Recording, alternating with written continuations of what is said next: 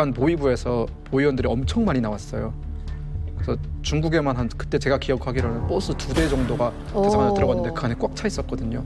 유학생들 사정적으로 이탈하는 걸 막으라라는 임무를 띄고 나왔던 사람들이었죠. 그때 뭔가 예견을 했었나 보다. 진짜 예견을 했네 진짜.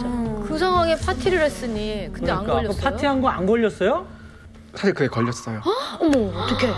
걸렸다고?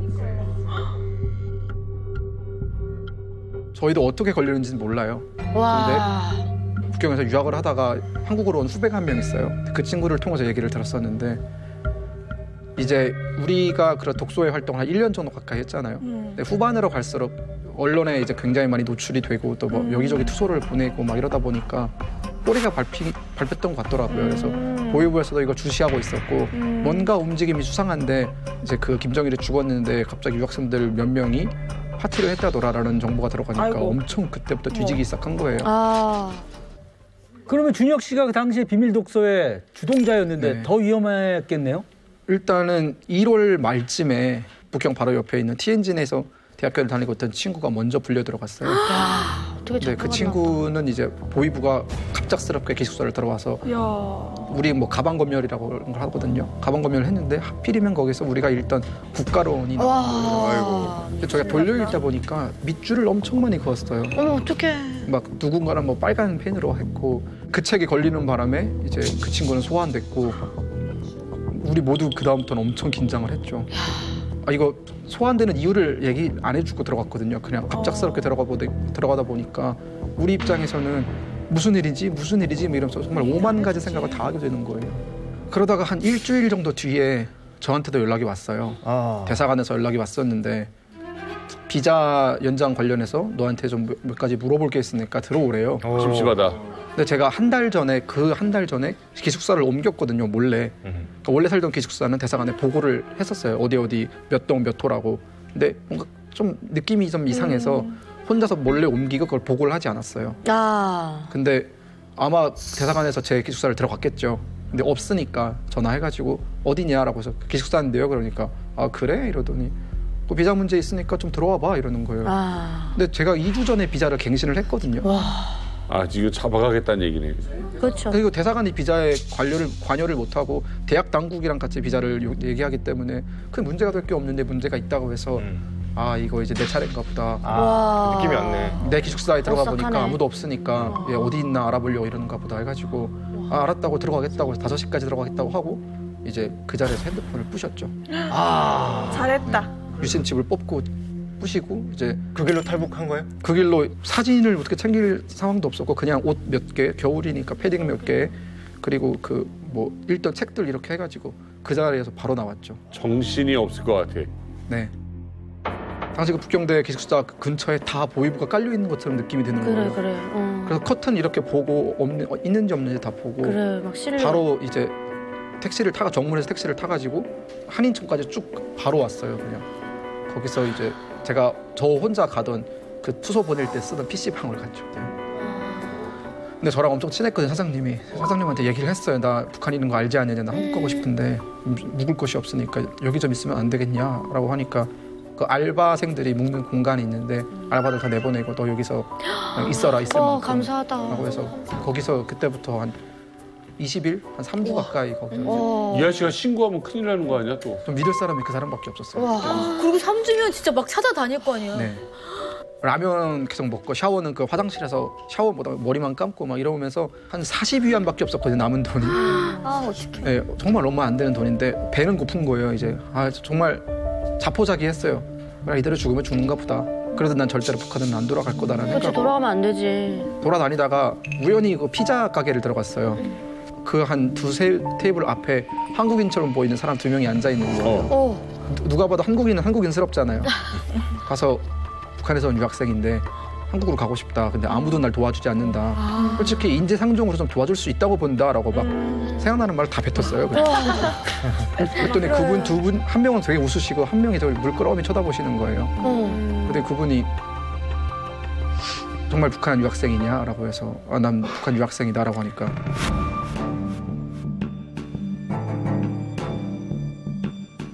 한국으로 갈 수 있는 안전한 길을 그분이 그때부터 쭉 마련을 해주셨는데 대박. 알고 보니까 그분이 몇 년 전에 동북 삼성 일대에서 탈북민들을 도와주시던 그 한국인 목사님이신 거예요. 소름 돋았어 지금. 제대로 만났네. 와, 진짜 하늘이 어디 그 도왔다. 피자 가게에서. 진짜 하늘이 도왔어. 이 탈북 과정의 루트를 혹시 알려줄 수 있어요? 그분이 이제 우리나라의 그런 정보기관들이랑 연결을 시켜줬어요, 저를. 그래서 그 사람들이 데리러 왔죠, 저를 직접. 근데 공항까지만 가고 여기서부터는 너 혼자 해야 된다라고 말씀을 하는 거예요. 본인들이 신분 노출에 위험이 있기 때문에 들어갔는데 공항에 유학생들이 다 깔려 있는 거예요. 한참 이제 네, 북송하니까. 유학생들 그리고 누가 봐도 북한 보위원으로 보이는 사람들이 다 이거 소장일장 안 달고 있어요, 다. 근데 저는 대사관에서 맨날 봤으니까 누군지 알잖아요, 대충. 와 이거 어떡하냐. 나중에 그 후배한테 얘기를 들어보니까 제가 사라진 다음에 모든 유학생들을 다 그 심지어 천진했던 유학생들까지 다 불러 모아서 뭐 3명, 4명 조를 모아서 버스터미널, 공항, 한국 대사관 다 보냈다고 하더라고요. 준혁 씨 잡으려고? 네. 너무 오싹고. 그래서 그런 사태에 대비를 해서 염색을 했고 옷도 다 새로운 옷으로 입었고 안경도 쓰고 이렇게 변장을 해가지고 한 이 정도 거리에서 스쳤어요, 그냥 이렇게. 어머머머. 한 이 정도 거리에서 스쳤어요, 그냥 이렇게. 어머머머. 네, 최대한 저는 그냥 자연스럽게 걸었고. 진짜 멘탈이 강해. 근데 그 혼자니까 체크인하고 뭐 티켓은 다 예약되어 있지만 체크인하는 과정이 너무 떨어가지고 손을 막 이렇게 떨면서 안 돼. 어디 가시냐라고 나도 해서 손 떨려. 저 서울 간다. 최대한 그 안 되는 사투리로 얘기를 하고 그 출국장으로 가고 있는데 옆에서 이렇게 그 한국인 단체 관광객들이 이렇게 쓱 들어오는 거예요, 제 옆으로. 근데 그 중에 한 분이 제 손을 잡으시더라고요. 어머, 제 손을 잡으시더라고요. 어머. 뭐야. 옆에서 이렇게 그 한국인 단체 관광객들이 이렇게 쓱 들어오는 거예요, 제 옆으로. 근데 그 중에 한 분이 제 손을 잡으시더라고요. 어머, 제 손을 잡으시더라고요. 어머. 뭐야. 누구세요? 이러니까 김윤혁 씨 도와주러 왔습니다. 이러고. 진짜로? 김윤혁 씨 도와주러 왔습니다. 이러고. 이야. 007 작전이네, 완전. 그 목사님이 부탁한 거야? 어떻게 알았지? 이미 다 루트가 짜여져 있는 거예요. 루트가 짜여져 있는 그분도 거야? 단체 관광객 한 명으로 이렇게 와가지고 순간 손 잡았을 때 고이부한테 잡혔구나 이런 생각도 들었겠네요. 진짜 그 오금이 저린다라는 표현이 나올 것 같아요. 저는. 이름도 알고 있으니까 그분이. 김준혁 씨 도와주러 온 사람이다. 그냥 여기 대열에 끼세요라고 해서 전 생전 처음 보는 사람들인데 그 사람들도 근데 크게 신경을 안 쓰더라고요. 그래서 거기 이제 끼워가지고 출국장 들어갈 때 이제 그 사람들 뒤에 이렇게 해서 짐 올려놓고 이런 과정도 다 도와주시고 해서 많이 줘가지고. 맞아. 야. 와, 진짜 영화네, 영화. 정말 영화. 너무 고맙다. 준혁 씨가 여기서 또 하나 최초로 공개해 주실 게 있다고. 뭐가 또 있지? 방송을 출연하면서 사실은 가명을 썼었어요. 아 그래요. 오늘 스스로 그 제 본명을 한번 공개할까 합니다. 우리 공개해요. 제 본명은 금혁? 금혁입니다. 김구명.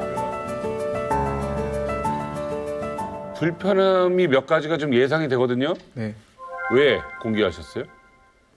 저는 진실을 말한다고 하면서 제 이름이 가짜일 때 과연 얼마나 그 신빙성이 있을까의 문제가 있었고요. 그리고 정정당당해지고 싶었어요. 내가 왜 숨어야 되느냐. 나를 위협하고 싶으면 위협을 해라. 하지만 나는 숨지 않을 거다. 그리고 누군가는 이렇게 용기 있는 모습을 보여줘야 사람들이 따라올 수 있다고 보기 때문에 어우, 대단하네.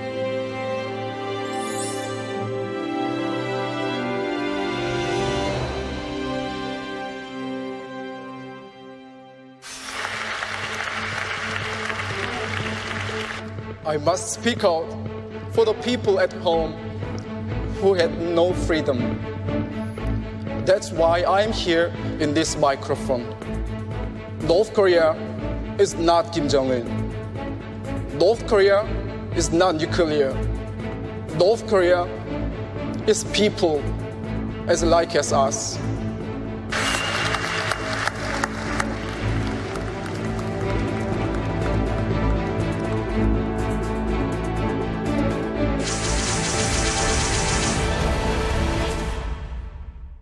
지금은 일단 그 선생님 그 사전에 뵙고 그 흑백으로 된 그림. 네. 그림 그.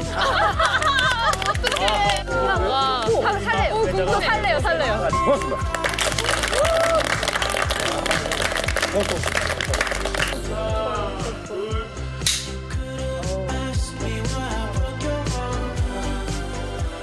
저희가 보면 개편을 맞이해서 프로그램이 이제 좀 변화를 갖게 됩니다.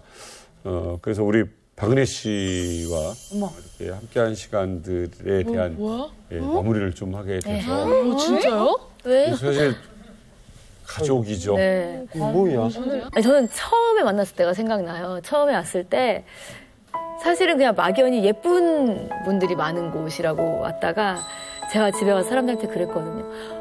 그냥 못 있겠어. 그냥 그 옆에 있어줘야 될 것 같고 계속 안아줘야 될 것 같아.